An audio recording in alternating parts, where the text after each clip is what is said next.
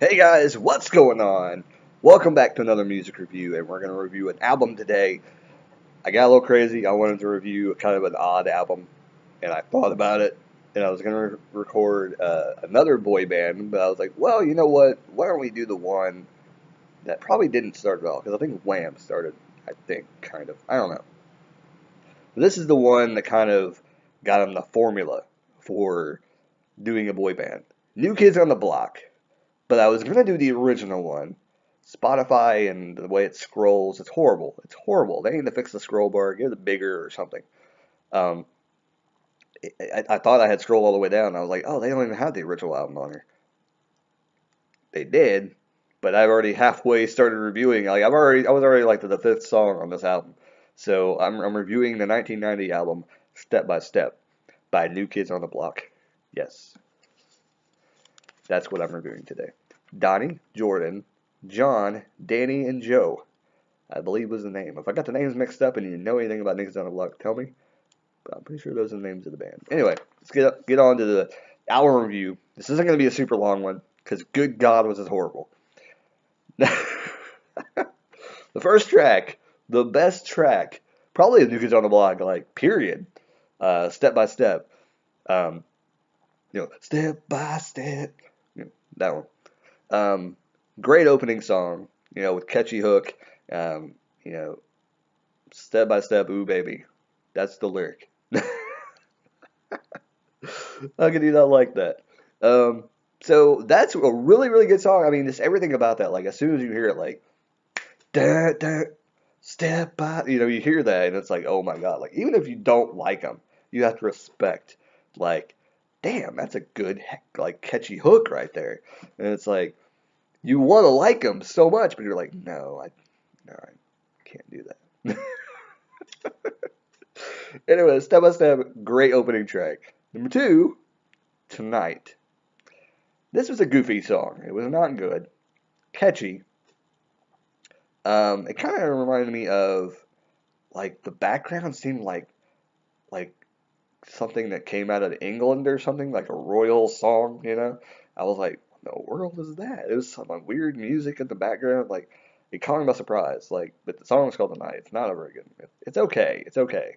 Not the greatest. It didn't get a star, so evidently it wasn't that great. Track number three, "Baby, I Believe in You." This sounds like a sitcom theme from the '80s. Good vocals, like you can clearly hear the vocals through it. It was really, really good. Well, one too bad.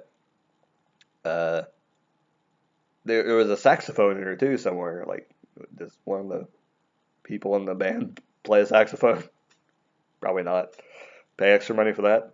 That probably wasn't worth it. The album wasn't that great.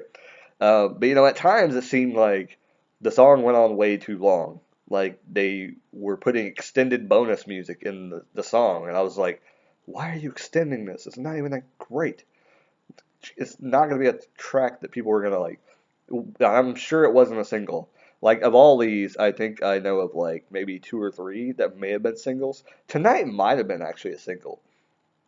I don't really remember. Like I was kind of paying attention to music, like pop culture music a little bit, but not too much during this time. Like I was a kid, so I didn't really pay attention to music back in the day.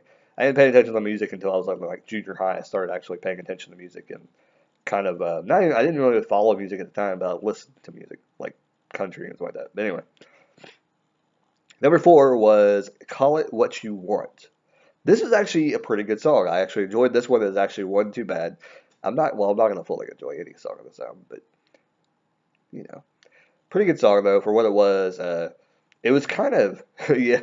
It, the little lyrics was so groovy just to be with you, and I'm like, what? Oh god, this is cheesy. It's super cheesy album.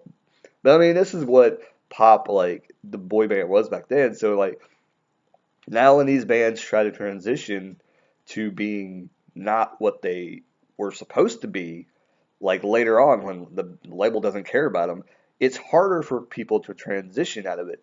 But nowadays, like Backstreet Boys and even New Kids on the Block have come back and they're doing serious music and they're actually taking it seriously.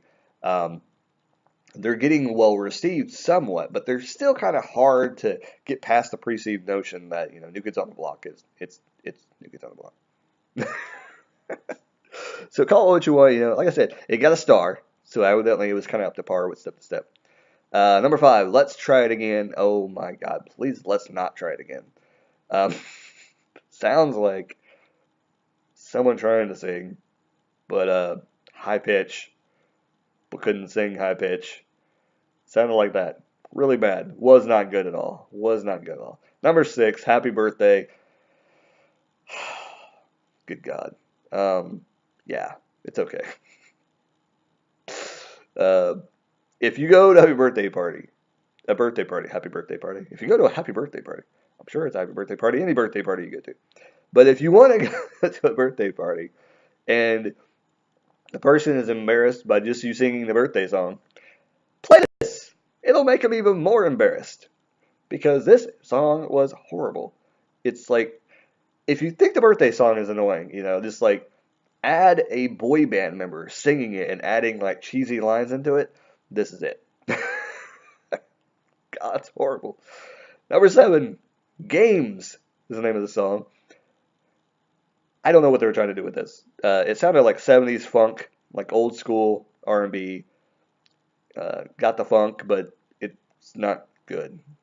Yeah, let's just move on. Number 8, Time Is On Our Side. It sounded like a church song. Like, I don't know. I don't know if New Kids on the Block was church friendly. Could you imagine that though?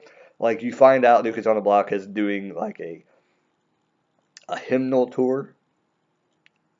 I don't know if that'd work. Anyway, why? I don't know why they tried to do like a church song on this mainstream album, but that's what it sounded like to me. Time Is On Our Side. But let's just go on. Like I said, this review is not going to be super long. Number 9, Where Do I Go From Here? Exactly. Quote it. I don't know. Not sure. But please stop. But we can't. There's 3 more songs to go. Horrible. No. Number 10, Stay With Me, Baby. Ah. Yeah, it just keeps getting better and better.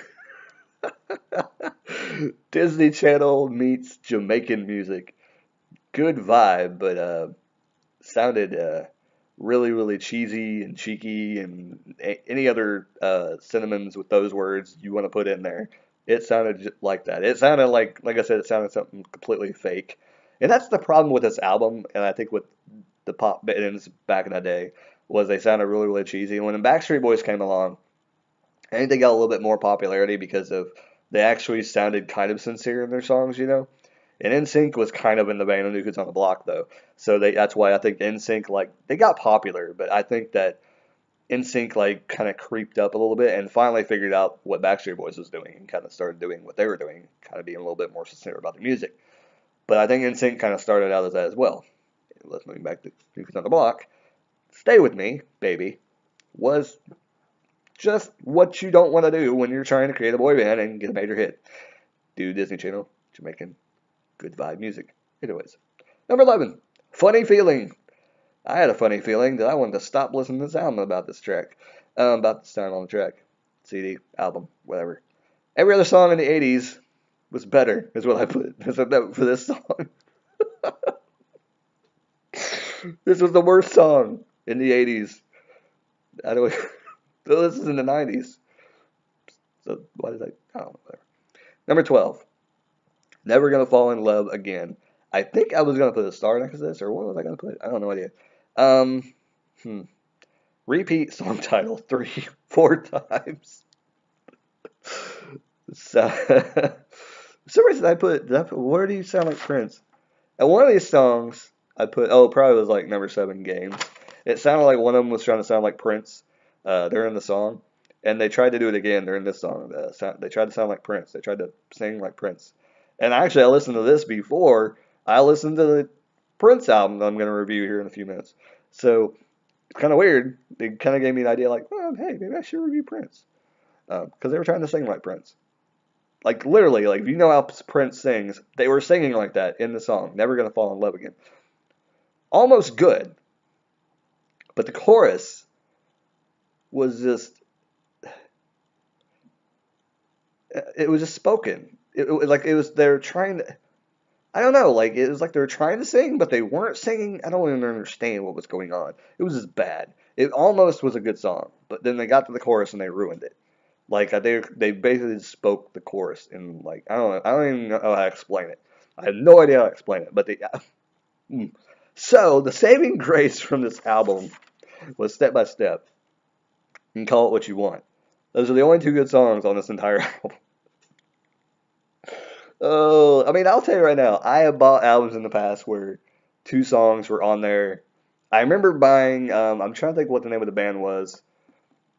They had a hit song on the radio, and then I bought the album. I want to say it starts with an A. It's not Alien Ant Farm, because they're actually pretty decent, which I'm not a huge fan. But they had, I think I want to say it was like Alpha something, something weird. I don't know. But if I ever seen the name, I would know it when I see it. But they didn't have any other. I don't think they came out with a second album. They may have came out actually with a second album. I don't know. Some people liked it, but it wasn't that great. I think they just came out with another album to try because the one song they had a hit on it, and maybe the record label thought, hey, maybe they can do it again, maybe do some more hits. But you listen to the one song, gets you to buy the album. Like, oh, maybe the other. No, the entire album was horrible. That was the only good song on the entire album. Like, and that was one of those. Like, every time I buy that, I would immediately like see, okay, what other CDs can I go sell? Because I don't want this piece of shit in my collection anymore. It's horrible. I don't even want it to sit there if they sing bad vibes at me because the album is that bad. I don't want any part of it anymore. Anyways, New Kids on the Block, the 1990 album, Step by Step. What a trip it was. And I'm glad I came back unscathed. Oh, God, that was horrible.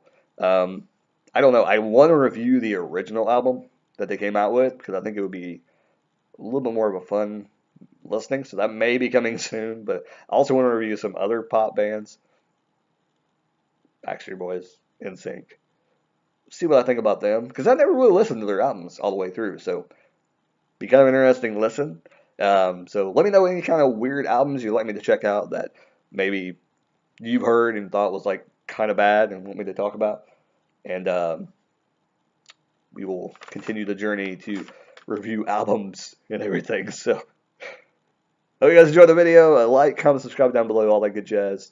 And as always, keep rocking and keep listening to music, even though you didn't rock if you listened to this album. Ugh.